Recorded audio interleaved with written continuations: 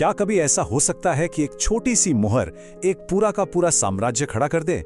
आज हम छत्रपति शिवाजी महाराज की राज मुद्रा की कहानी में इसी सवाल का जवाब ढूंढने वाले हैं।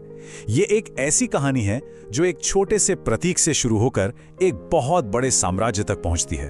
तो सवाल ये उठता है कि आखिर एक मामूली सी मुहर में इतनी ताकत कहां से आ सकती है कि वो एक साम्राज्य बना दे?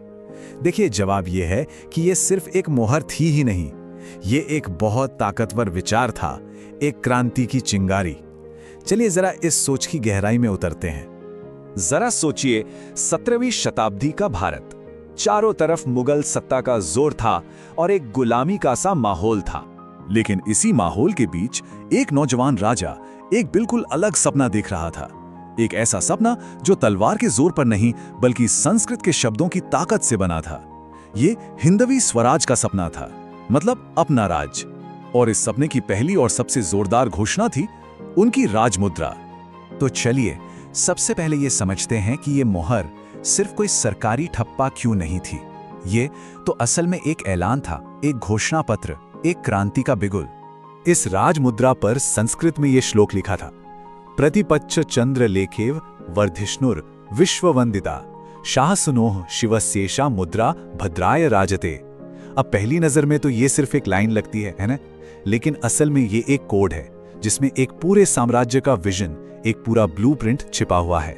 अच्छा, तो अगर हम इसका सीधा साधा मतलब निकालें तो वो ये है, जैसे दूज का चांद हर दिन बढ़ता है, वैसे ही शाहजी के बेटे शिवाजी की ये मुहर दुनिया में सम्मान पाएगी और लोगों की भलाई के लिए चमकेगी।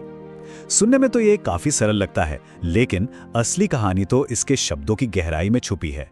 पर सवाल ये है कि इन सीधे सादे शब्दों के पीछे वो छिपा हुआ गहरा संदेश क्या था? असल कहानी तो अब शुरू होती है। तो चलिए अब इस संस्कृत श्लोक को ना एक एक शब्द करके समझते हैं और इसके गहरे मतलब को डिकोड करते हैं। श्लोक का पहला हिस्सा है प्रतिपच्छ चंद्र लेखेव, यानी दूज के चांद की तरह। जरा सोचिए, दूज का चांद एकदम छोटा सा होता है ना? लेकिन हर कोई जानता है कि यह बढ़ेगा और एक दिन पूरा चांद बनेगा। बस यही इस प्रतीक की ताकत थी। ये कहने जैसा था, हाँ हम आज छोटे हैं पर हमें पूरा यकीन है कि हमारा भविष्य बहुत बड़ा है। ये आत्मविश्वास का एक जबरदस्त प्रतीक था, जिसे आज की भाषा में हम ग्रोथ माइंडसेट कहते हैं। अब भाषा के चुनाव पर गौर कीजिए। उस जमाने में राजकाज की भाषा फारसी थी, जो मुगल सत्ता का प्रतीक थी। फारसी का इस्तेमाल करना एक तरह से उनकी अधीनता मानना था। लेकिन शिवाजी महाराज ने संस्कृत को चुना, जो भारत की प्राचीन भाषा और संस्कृति की पहचान थी।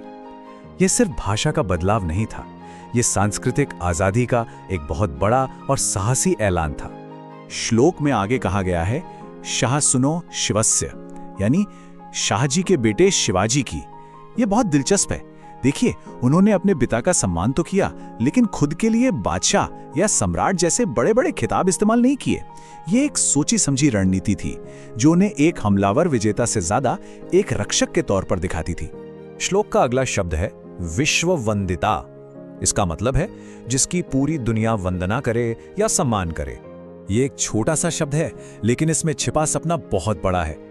इसका मतलब था कि उनका विजन सिर्फ महाराष्ट्र तक ही नहीं था, वो एक ऐसा राज्य बनाना चाहते थे जिसका सम्मान पूरी दुनिया करे।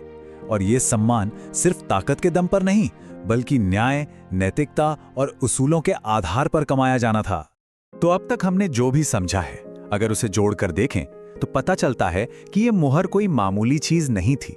इसके हर शब्द में शासन चलाने का एक पूरा फलसफा, एक पूरी सोच छिपी हुई है। और अब आता है सबसे जरूरी शब्द, भद्राय राजते, यानी कल्याण के लिए चमकेगी। ये दो शब्द पूरे शासन का निचोड़ बता देते हैं। मतलब सत्ता हासिल करना या राजा बनना असल मकसद नहीं था। असली मकसद था लोगों का कल्याण, लोगों की भलाई। सत्ता तो बस उस भलाई को करने का एक जरिया थी। उस जमाने में ये एक क्रांतिकारी सोच थी। तो अब आते हैं इसके सबसे आखिरी और अहम हिस्से पर और समझते हैं कि इस राजमुद्रा की विरासत क्या है, इसका स्थायी महत्व क्या है। तो जैसा कि हमने देखा, ये सिर्फ एक मोहर नहीं थी, ये एक पूरा का पूरा विजन डॉक्यूमेंट था। ये सांस्कृतिक आजादी का ऐलान था, राजनीतिक आत्मविश्वास का बयान था, ये नैतिक शासन की एक मजबूत नींव थी।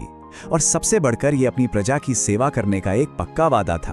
तो ये कहानी हमें एक बड़े सवाल के साथ छोड़ जाती है। क्या 400 साल पुरानी इस मोहर में छिपा नेतृत्व का सिद्धांत आज भी उतना ही जरूरी है? एक ऐसा नेतृत्व जो छोटी शुरुआत से घबराता नहीं, अपनी संस्कृति का सम्मान करता है और जिसका एकमात्र मकसद सिर्फ और सिर्फ लोगों का कल्याण हो। शायद इस प्राचीन मोहर में आज के लीडर्स के लिए भी कोई बड़ा सबक छिपा